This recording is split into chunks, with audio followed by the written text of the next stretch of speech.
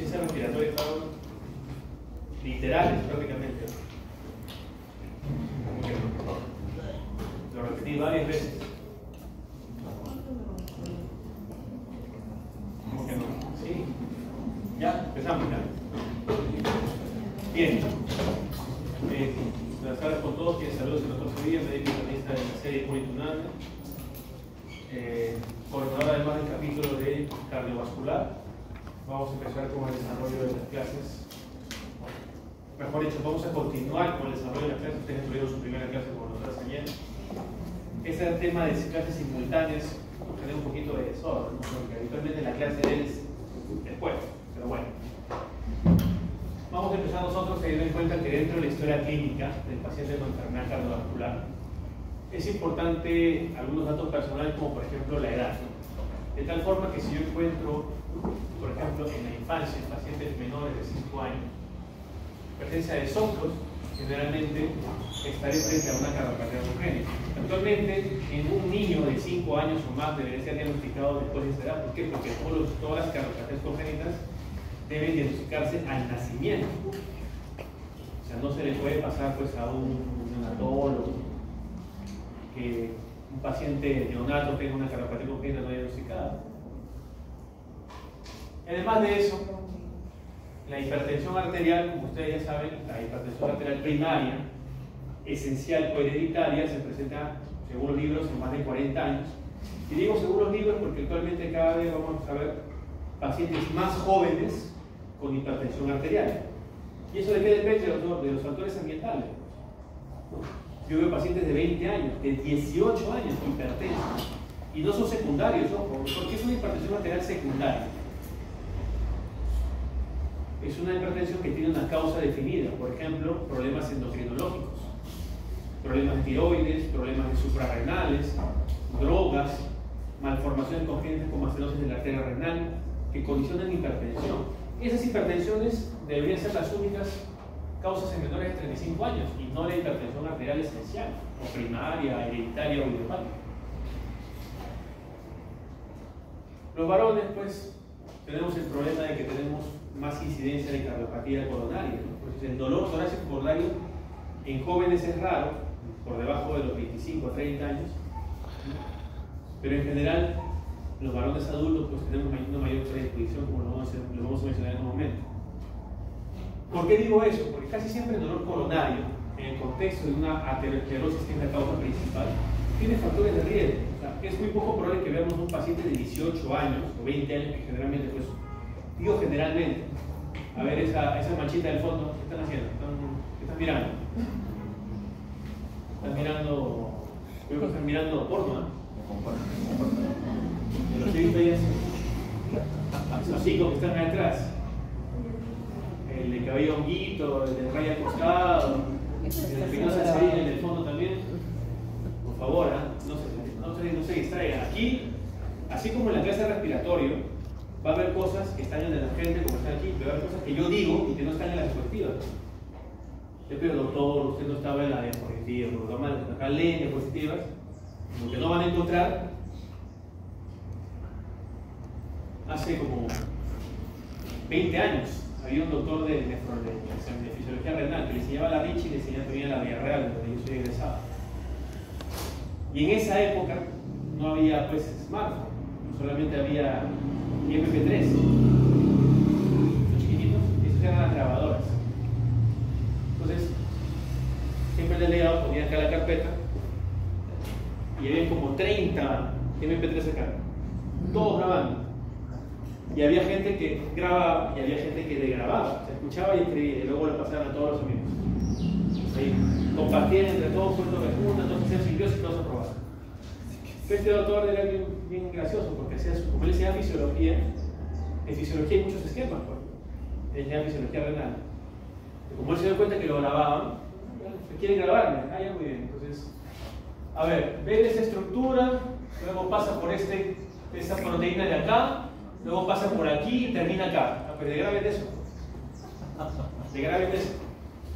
Entonces, ¿qué nos enseñó esto? ¿A qué? Estar atento. Bien. Entonces, definitivamente la edad es importante. Si algunas personas pues quieren tener menos edad, no se puede.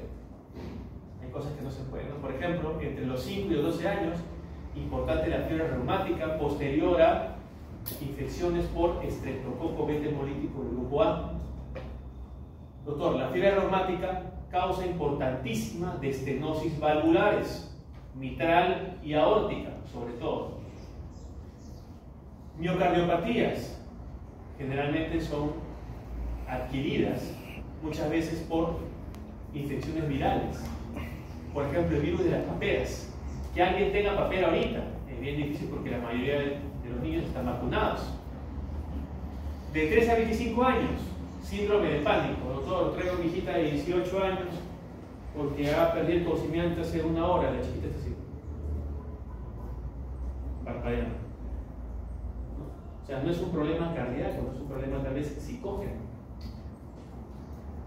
Van a ver ustedes, un día un colega cometió pues una infidencia y una imprudencia. Vi una paciente de 40 años, una señora, que decía que le dolía el pecho. Le dolía el pecho. ¿Y quién la traía? La traía el esposo. Me duele. Y una recién que está mirando de lejos, ¿no? Me duele. Entonces, le evalúan, le ponen el pulso oxímetro y encuentran una frecuencia cardíaca en 140. Me duele, este es un infarto, paso a trauma shock. La unidad de trauma shock, ¿alguien de ustedes ha hospitalizado alguna vez en emergencia? ¿Alguien está?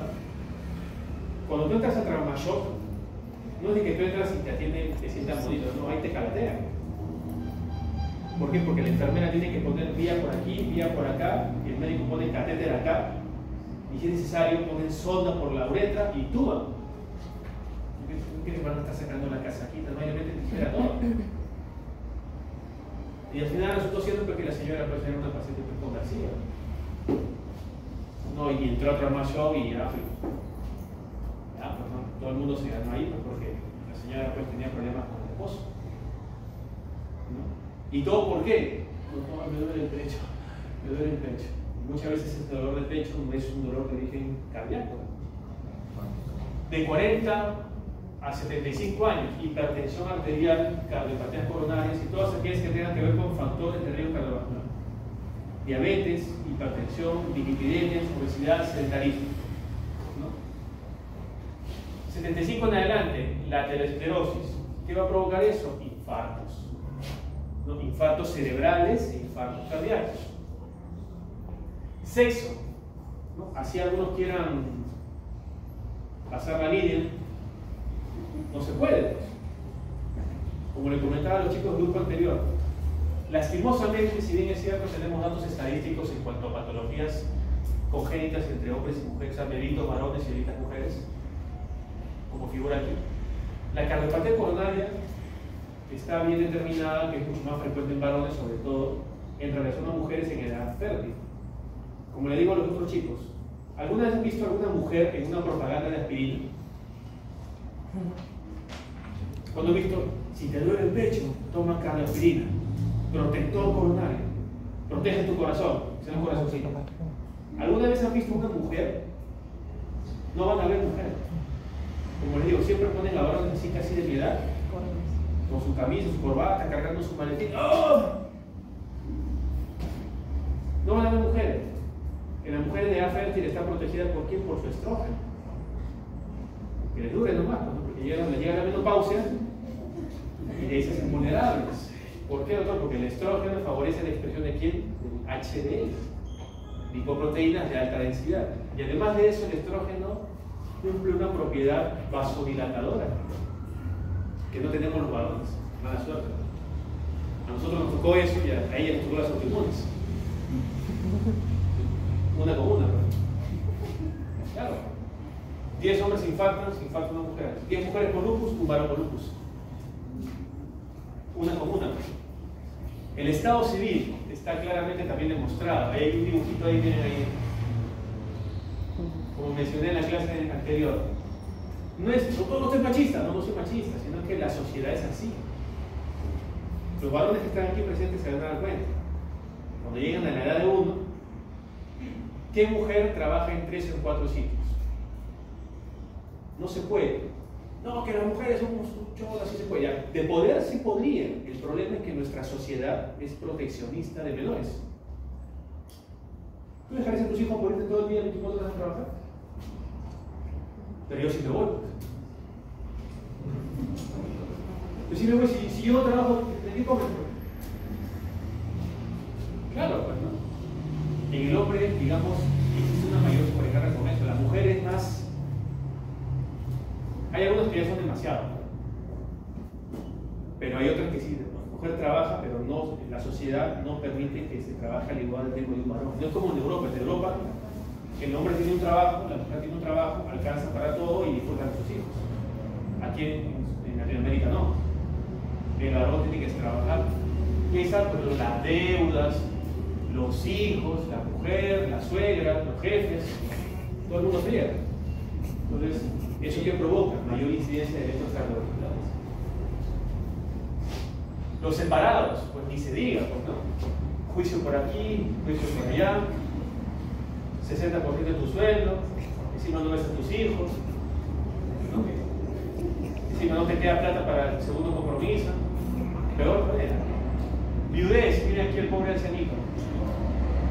Así que grupo de parte que me digan lo contrario. ¿Quién tolera mejor la viudez, el hombre o la mujer? Viudas. Uf, la viuda negra, la viuda alegre. En cambio el viudo, el varón viudo no soporta. El varón viudo no aguanta, se muere. No me está recordando eso. En cambio la mujer, doctor, si mi esposo ha fallecido hace como... Bueno, la única excepción fue la señora que dijo, la gordita.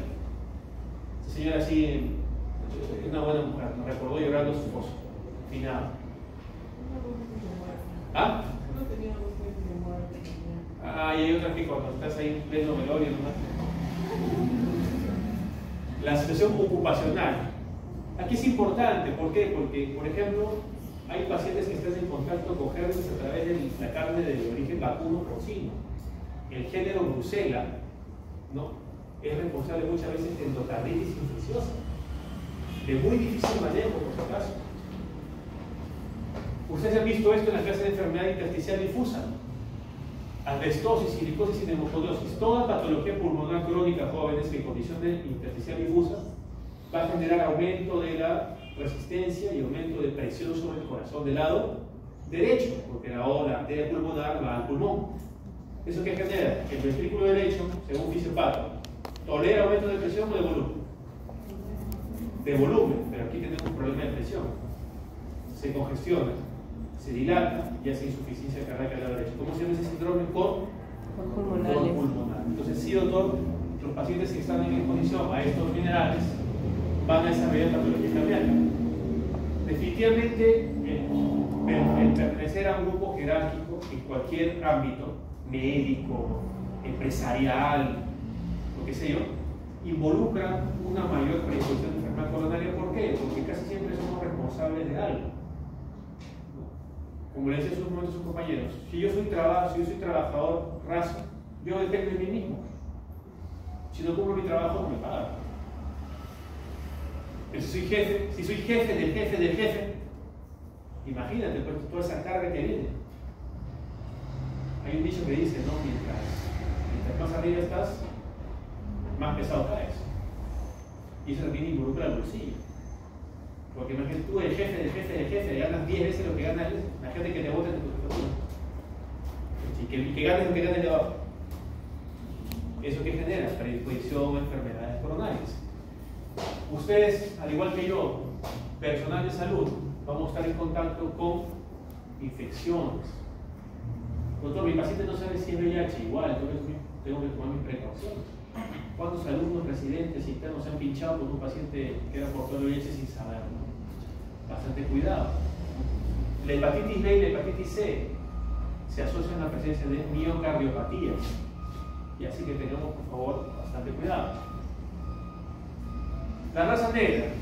Si bien es cierto, ustedes ya han visto en fisiopatía, en fisiología, que hay predisposición de la raza negra hacia el desarrollo de hipertensión arterial primaria y enfermedades coronarias, Eso depende bastante del ambiente, como les decía, ¿no? Ustedes saben que algún moreno flaco del África que sabe que hace un infarto, o quiénes son los morenos que se infartan,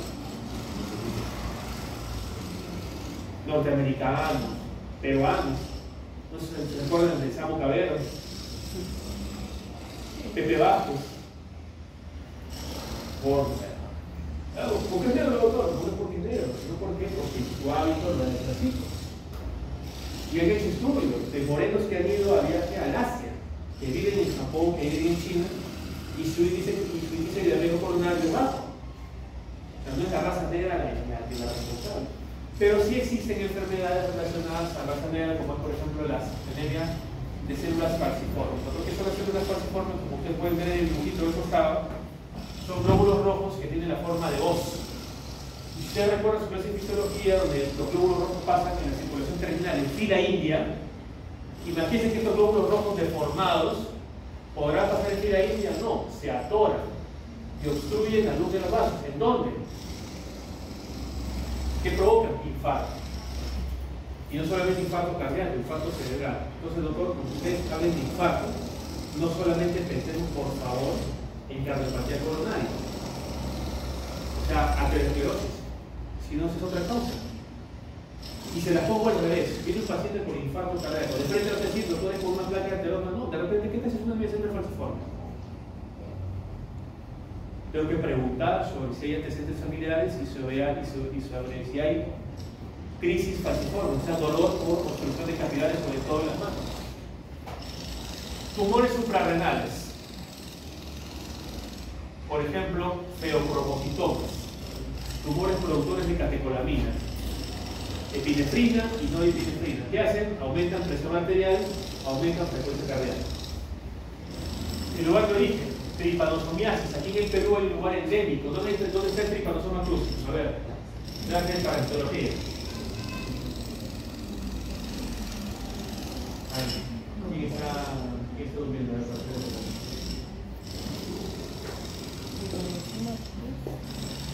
Tú, ¿dónde hay tripanosomiasis? ¿En la selva? ¿Ah? ¿En la selva? No, en la selva no.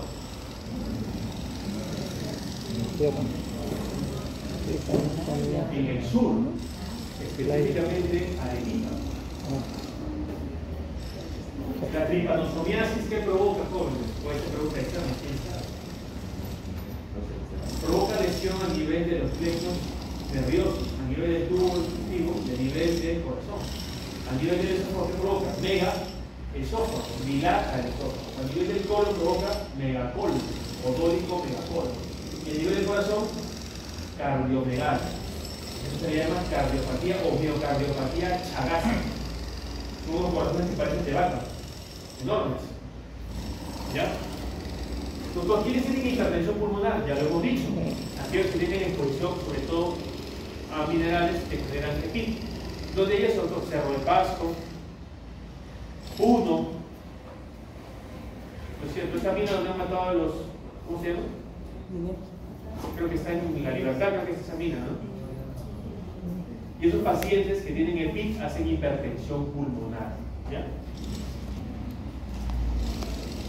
Otro antecedente, preguntar si el paciente tuvo una cardiopatía congénita, preguntar cómo fue su embarazo. Por eso ustedes preguntan, pues, doctor, ¿cómo fue su embarazo usted? Ah, no sé, mi mamá no me dijo. O de repente sí. La mamá dice, doctor, a mí me dio rubiola cuando estuve gestando el hijito, y por eso mi hijito nació sin un ojo, nació sin una oreja, un brazo más largo. ¿Ustedes que quieren entrar al hospital les han hecho vacunar contra la rubiola? ¿A ustedes? ¿No? Cuando sean internos, les van a obligar a vacunar contra la rubiola. Lo que pasa es que las mujeres cuando entran a un ambiente hospitalario, de todas maneras, pues, digamos, entre comillas, están expuestas a ciertas cosas. Entonces, la vacuna contra la rubiola para evitar cualquier riesgo. ¿Ya? Fiebre reumática, valvulopatía. Doctor, mi paciente no sabe. Es posible, ¿no? La paciente que vimos en la mañana, una paciente con estenosis aórtica, la señora no sabe si le dio fiebre reumática. Doctor, no me acuerdo, no sé. Pero puede ser que sí se acuerde, porque como le dicen sus compañeros, una valvulopatía en la fiebre reumática da clínica. La fiebre reumática tiene unos criterios diagnósticos. Hacen coreas, ¿no? Aparte de la valvulopatía.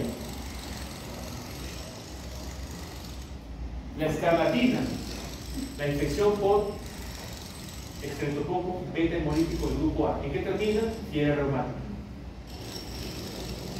Y además de eso provoca glomerulonefritis. ¿Cómo sé que hepatitis es glomerulonefritis? El estreptococo beta hemolítico del grupo A que provoca síndrome nefrítico. El síndrome nefrítico, ¿qué cosa es? Hematuria, hipertensión y proteinuria no nefrótica. Doctor, sí, cuando yo era niño, la pichi me salía media negra, media marrón, se me hincharon las piernas, ¿no? Y me dijeron que estaba mal mi riñón. Ah, ya, entonces posiblemente eso es una glomerulonefritis. En la sífilis, perdón, me salté. ¿Qué? Cada día hay más pacientes con sífilis primaria. Doctor, ¿y por qué la sífilis primaria? Porque bueno, pues no hay protección. Pero la sífilis tiene un comportamiento muy especial. Evoluciona a lo largo de los años. ¿Qué pasó de fondo? Evoluciona a lo largo de los años y que puede provocar aneurismas, sobre todo a nivel de la aorta. ¿Ya? Y lo que observamos aquí, el fenómeno de Raynaud. Doctor, señor, ¿usted tiene fenómeno de Raynaud? ¿Qué será eso? ¿Por qué cambia de color la piel? El fenómeno de Raynaud tiene tres fases. Fase pálida, que es la que se ve ahí. Si la fase pálida no se revierte, termina en fase cianótica. Las manos se ponen azules. Y cuando se retira el agente que provocó eso, las manos se ponen rojitas, hace un pletorismo, tercera fase. La pregunta es, ya le dije la respuesta. ¿Por qué aparece el fenómeno de Raynaud? Ante la exposición a qué? Al frío. ¿Y en qué momento del día ustedes se exponen al frío? A lavarse las manos, a lavar los servicios, a lavar la ropa. Por ejemplo, doctor, hemos visto pacientes que vienen de la sierra con fenómeno de Raynaud. ¿Cuál es su tratamiento? Se ponen sus guantecitos de lana y se ponen sus botitas de lana. Se mantiene caliente y se acaba el fenómeno de Raynaud. Pero el problema no es ese. El problema es que el fenómeno de Raynaud, ¿a qué se asocia? Artritis reumatoide, lupus eritematoso sistémico, entre otras enfermedades autoinmunes que provocan daño miocárdico. Hábitos. Tabaquismo, claramente, doctor, ¿cuántos cigarrillos se fuma al día? Tenemos que preguntar, porque tiene prendido una ritual de índice tabáquico. Alcohol. Bueno, en la universidad pues no se puede evitar a veces. Siempre hay reuniones, personalmente hay reuniones. Ese grupo al fondo tiene una... Se nota que son buenos amigos. Aquí. Sedentarismo. Sedentarismo. ¿Quién aquí es deportista? Nadie tiene aquí deportista, y me incluyo. Casi nadie hace. ¿Alguien es deportista? Es una verdadera pena, porque antes en las universidades había gimnasios equipados. Mi profesor, el jefe de radiología, cuando yo llevé hace 17 años, era un señor de 76 años. Y el tipo así estaba el tío. Después me enteré por ahí que el tipo había sido pesista en San Marcos. Para ser anciano, pues sí, bien cuadrado. Pero ahora, usted tiene que ir a la universidad, ¿no? No, ¿quién tiene gimnasio? Afuera. Ah, pero tiene, pues no tiene que ir, pues, ¿no? No, subiendo 4 kilos diarios. La dieta, como les comentaba el otro día, yo no soy mucho de entrar en TikTok, porque muchas payasadas salen. Pero de casualidad entré en TikTok porque hay algunas notas informativas que son interesantes. No sé qué tan cierto será, que en Perú es el tercer país sudamericano que tiene más Starbucks, después de Brasil y Colombia. O sea, acá le damos pero el azúcar, pero por todo. Starbucks, ¿sabes? Bolivia creo que tiene 2, creo que más o 3. Ecuador creo que tiene 20, 30. Perú tiene como 300. No más, creo que 400 a nivel nacional. ¿En dónde hay Starbucks? Huancayo, Arequipa. Acá abajo nomás. Puno, Acá no. Cajamarca. No, acá abajo nomás. Del Parque de la Amistad, al frente. Y hay otro más abajo. Ellos los punen, ellos no comen su mote, ellos no comen su hora y comen su Starbucks. Hace frío, pero quieren su Starbucks. No, no. Está bueno. Y acá eso ya es un extremo, ya. Eso ya es algo muy raro. Ah, No sé, no debería verse. Pero definitivamente la cocaína, Snoop. más que hoy es un drogadito, no, más que eso, es el impacto de la cocaína sobre el corazón.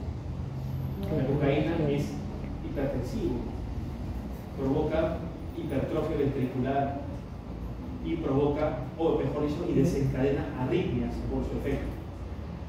¿Ya? Igual la marihuana. Hay gente que dice, doctor, yo tomo aceite de cannabis. ¿Has escuchado que está en moda eso? Sí. Aceite de cannabis, ¿para qué? Porque yo tengo artrosis, pero ya. Vuelo a veces, pero me calma. Cuando tengo cáncer, doctor, y me dicen que tome Tiene su propia cannabis marca de cannabis. para estar en el cielo, ¿no? Tomo aceite de cannabis. Yo lo he probado, no sé qué salga, ¿no? Pero así dicen, ¿no? ¿Sí? Ah, no. Antecedentes familiares pueden ser directamente por lesiones genéticas o cromosómicas. Genéticas como por ejemplo, este cuadrito lo encuentran en el argento, sobre todo malformaciones congénitas, comunicaciones anormales, ¿ya? Malformaciones metabólicas como la glucogenosis, la mucopolisacaridosis y la lipidosis. ¿Qué provocan esas enfermedades? Depósito a nivel miocárdico, van a provocar que ese corazón sea poco elástico. Amiotrofía, es el síndrome del Marfan. ¿Cómo es un Marfan? Tipo así larguirucho, con las manos así larguísimas, totalmente laxas. Y otro importante, ¿a nadie le gusta el fútbol acá, no? ¿Te gusta el fútbol? ¿Y quién juegas? ¿Ah?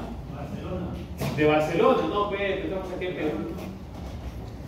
¿De qué son? ¿De Alianza o de la O? Nada, ¿qué es eso? Dicen, ya bueno. ¿Los Caimanes? Hace como 10 años, este jugador de Cristal, en pleno partido en Cusco, sufrió un paro cardíaco y cayó muerto. Una lástima, ¿por qué? Porque se supone que todo jugador de fútbol, se supone, así como nosotros, pasamos una revisión médica. Y el futbolista pasa por ecografía cardíaca, pasa por Holter, pasa por mapa, pasa por prueba de esfuerzo. ¿Y en qué se encontró en la abdomen la necrosis? Una miocardiopatía hipertrófica. Y de hecho ese paso era hereditario, porque el papá también tenía, pero no murió, vivía. Pero ese muchacho no le diagnosticaron miocardiopatía hipertrófica. ¿Qué provoca la miocardiopatía hipertrófica? Que se cierre el septo por el costado de la salida de la aorta, cerró la válvula aórtica y el paciente se infartó masivamente y murió. Es una causa de muerte súbita. Canalopatía son trastornos a nivel de los canales de sodio, potasio y calcio, especialmente calcio y potasio. Van a provocar trastornos del ritmo, sobre todo los QT largos. ¿Qué es el QT? En un electrocardiograma al intervalo QT representa la actividad de todo el ventrículo, despolarización y de repolarización. Cualquier falla en ese intervalo, el paciente sea arritmias ventriculares, sea QT corto o QT largo. El síndrome de Brugada es una causa importante de taquicardia ventricular, que no es otra cosa que un pre-paro cardíaco.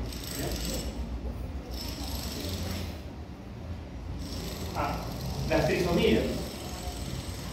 Ustedes deben haber escuchado en su clase de embriología que estas trisomías bien conocidas, Down, Patau y Edwards, casi siempre tienen una cardiopatía congénita.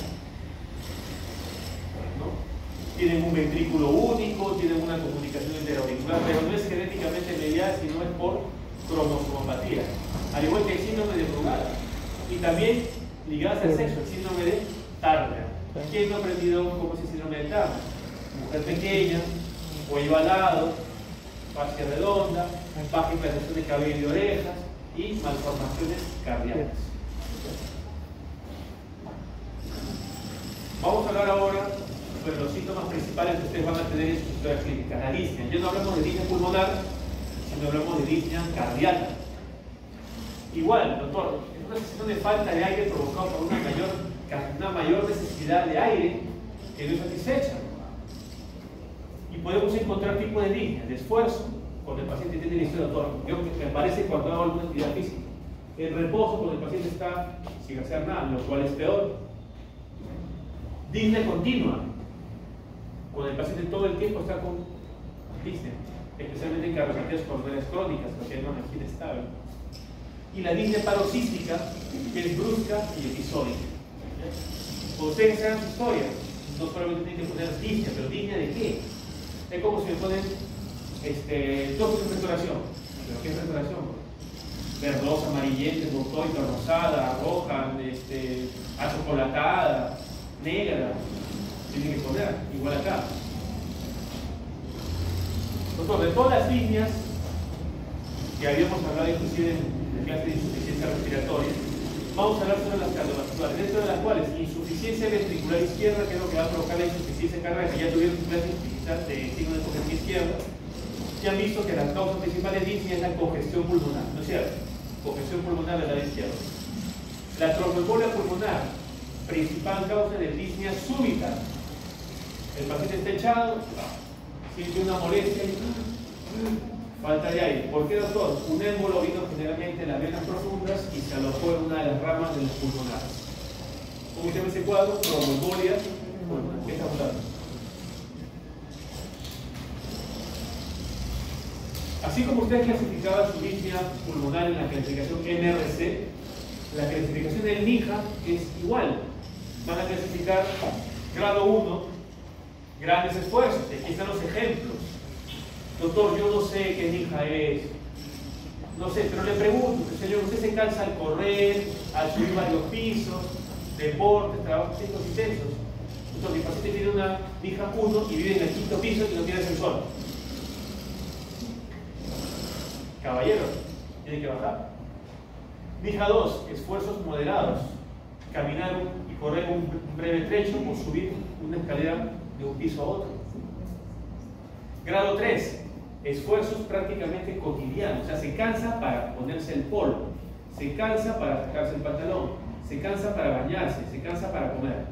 Grado 4, el reposo, inclusive físico y mental. El paciente puede estar tranquilo y le falta el aire. Doctor, ¿y si está en reposo y está echado, cómo se llama eso? Ortopnea. La disnea del reposo muchas veces viene con ortopnea. ¿No es cierto? A ver esa pareja al fondo. Tú, flaquito, el azul. ¿Qué es ortopnea? No, el azul es. Tú. ¿Qué es ortopnea? No te escucho. Más fuerte, tu hombre.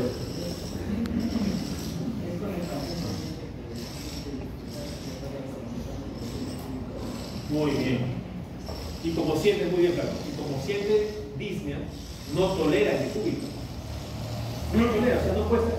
En la clase anterior me dijeron, doctor, no quiere ser echado. No es que no quiera, no es que no puede. ¿Qué pregunta le haríamos entonces a ese paciente para saber si tiene tolerancia algo?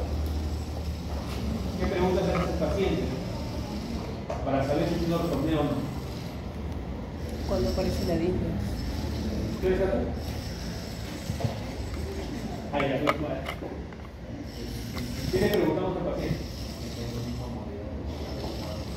Incomodidad. Ahora que ver.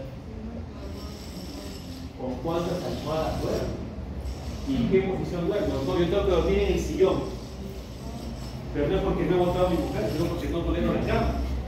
Tengo que dormir sentado en el sillón. O duermo con 2 o con 3 almohadas. La señora que vimos decía, doctor, yo duermo con 2 almohadas porque no puedo estar echada. Una gordita hipertensa que no puede estar, tiene que estar sentada por un minuto. ¿Ya? Muy bien. Dicho sea de paso, una de las disneas paroxísticas importantes es la disnea paroxística nocturna. tal vez uno de los criterios más importantes, si no es más importante, de la anamnesis del paciente con insuficiencia cardíaca. ¿Qué es la arritmia paroxística nocturna? Paroxística, ya lo hemos visto, brusca e intermitente. Nocturna, aparece en la noche. Chicos, te voy a decir una cosa, el pulmón y el corazón muerden de noche. El asma, ¿en qué momento del día fastidia al asmático? En la noche. Igualito, el corazón fastidia al paciente cardíaco en la noche. Y la pregunta es, ¿por qué ocurre la arritmia paroxística nocturna? Ya la doctora señora Seguro les ha explicado.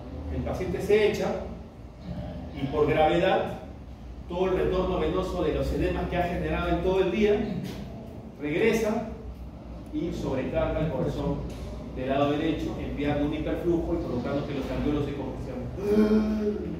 El paciente se despierta a medianoche con falta de aire. ¿No? ¿Y eso de qué se acompaña? De ortopnea. Es por eso que el paciente se levanta y ya no puede echarse. ¿Ya? Diferencia con la línea de origen pulmonar, cardíaca, línea de esfuerzo, pulmonar en refuerzo y en reposo. Paroxística nocturna y antecedente tabaquismo.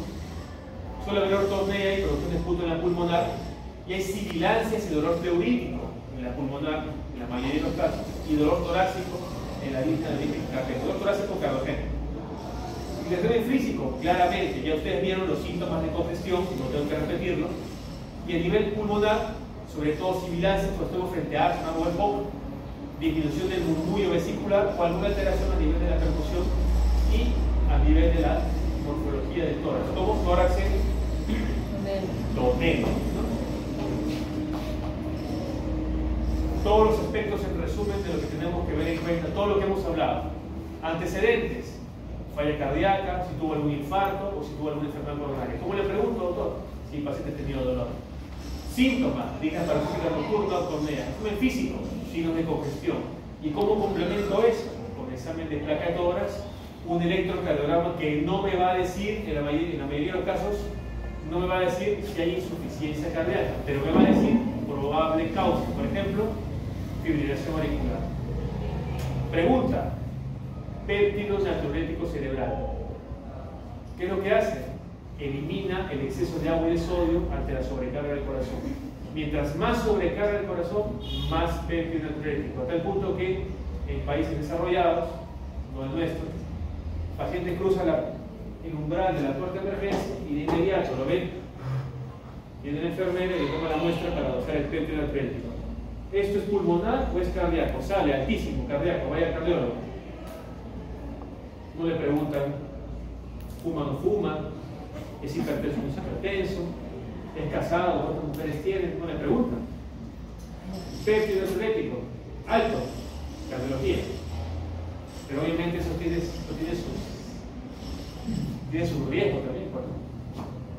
Esta es una tabla de mayor comparación en la cual solamente vamos a observar que los péptidos natriuréticos están elevados en la línea de origen cardíaco y normales en la pulmonar. Vamos a encontrar en una ecografía cardíaca la fracción del ventrículo izquierdo deprimida, mientras que en la pulmonar vamos a encontrar principalmente cavidades derechas sobrecargadas por pulmonar. ¿Alguien falta otra asistencia? ¿Alguien falta registrarse? Nadie. No, solamente, si quieres puedes marcar otra vez, pero principalmente los que no se han registrado. Ese es el repechaje, ¿eh? Ya no hay más. Ya doctor al final, ¿eh? Tómale foto. Por si acaso. Pásenle al grupo. Lo pasé en el enlace. ¿Mm? Lo estaba en el enlace del grupo. ¿Ya está? Seguimos. El enlace lo mandé al grupo. Ah, ¿hay más? Ya ¿Hay más? esta es una placa de tórax, chicos, que observamos cardiomegalia y la consolidación que ustedes habían visto en respiratorio. Aquí se ve una consolidación bilateral. Esa es una congestión de origen cardíaco. Existen otras causas de edema pulmonar que no es cardíaco. Solamente voy a mencionar dos. Las neumonías y las bronconeumonías, ustedes ya han visto los síndromes de consolidación. Y lo otro es el síndrome de distrés respiratorio adulto, que también lo mencioné en la clase de insuficiencia respiratoria, lo que el COVID producía. Y si ustedes recuerdan los criterios de Berlín, mandé una pregunta, pero no la pusieron. la presencia de un edema agudo de pulmón que no es cardiogénico. O sea, el paciente no tiene que tener ortopnea, no tiene que tener disnea paroxística nocturna, no tiene que tener edema de miembros inferiores, solamente es congestión pulmonar. Ese es un síndrome de distrés o dificultad respiratoria de adulto. Dolor torácico. Lo importante, causa principal, angina de pecho, dolor coronario. Segundo lugar, pericárdico. Tercer lugar, aórtico. Signo de la mano en garra. Cuando ven un paciente así, posiblemente estemos frente a un infarto. ¿Ya?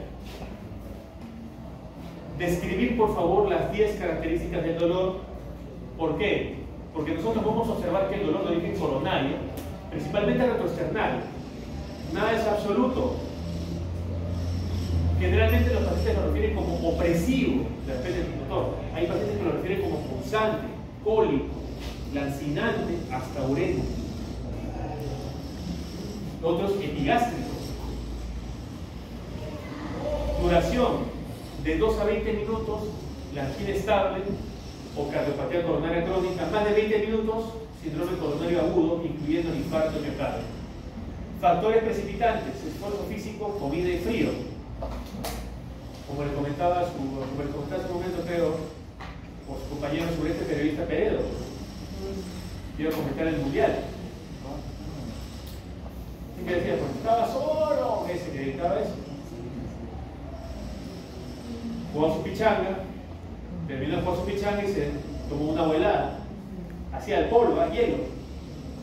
Pasó espasmo por aquí, pasó espasmo por allá, infarto y murió. Frío.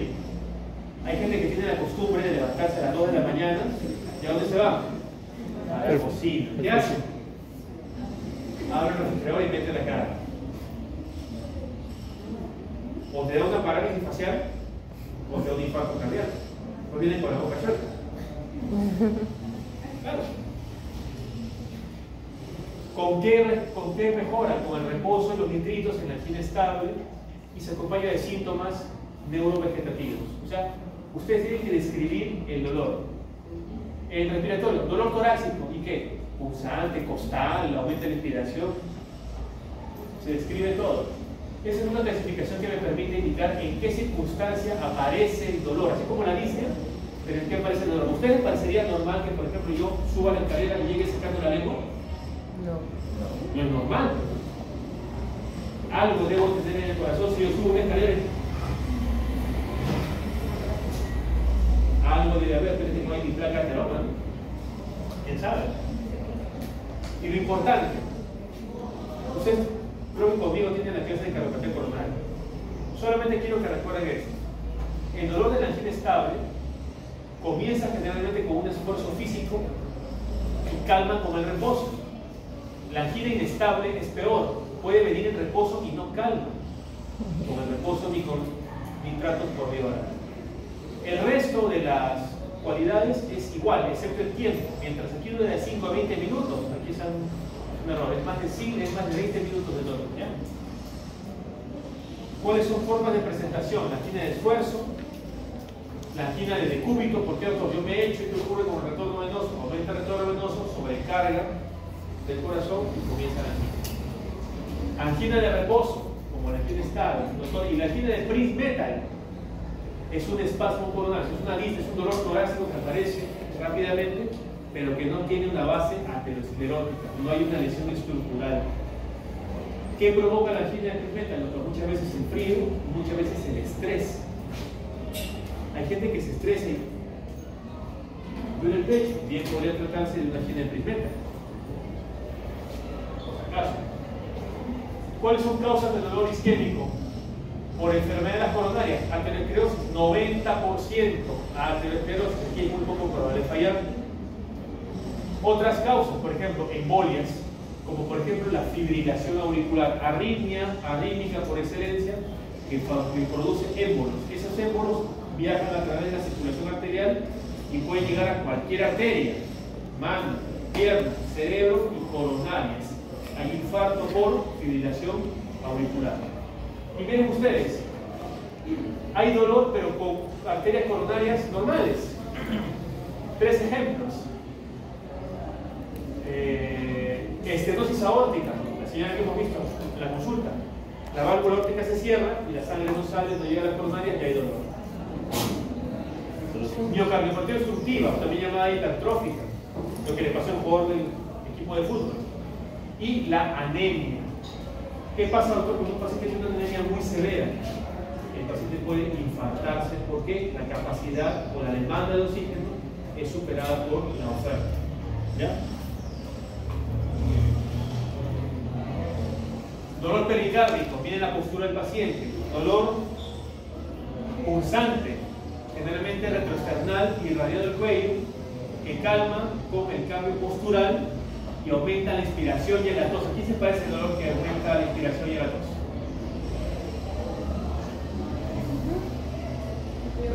Pleurítico, el dolor pericárdico es igual. Y la postura que adopta este paciente, pregunta de examen, ahí sí, ¿no? Pregunta de examen, la postura del maometano. El dolor pericárdico mejora con la postura del maometano, flexión del tronco. ¿Ya?